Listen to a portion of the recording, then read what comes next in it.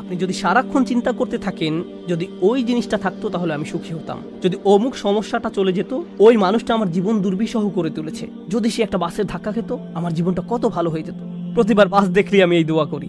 আমরা সব সময় নিজেদেরকে কথা বলে বুঝাই যদি অমুক মানুষটি বা অমুক সমস্যাটি জীবন থেকে চলে যেত তাহলে জীবন কত সুন্দর হয়ে যেত, অথবা যদি অমুক দুঃখটি দূর হয়ে যেত তাহলে সবকিছু পারফেক্ট হয়ে যেত। যদি মানুষের পরিবর্তন হতো, যদি পরিস্থিতির পরিবর্তন হতো, যদি পরিবেশের পরিবর্তন হতো, আমরা এভাবে ভাবতে থাকি সবকিছুর পরিবর্তন হলে জীবন সুন্দর হয়ে যেত, তাহলে আমাকে আর দুর্বল থাকতে হতো না। আমরা ভোগের উপর ভোগ করতে থাকি আর এতে পুরোপুরি আচ্ছন্ন হয়ে পড়ি। আর আল্লাহ আজ্জা জাল্লা বর্ণনা করছেন, জানো তুমি কত দুর্বল? তুমি একটি মাছির চেয়েও দুর্বল। দুআফাত তালিব ওয়াল মাতলুব।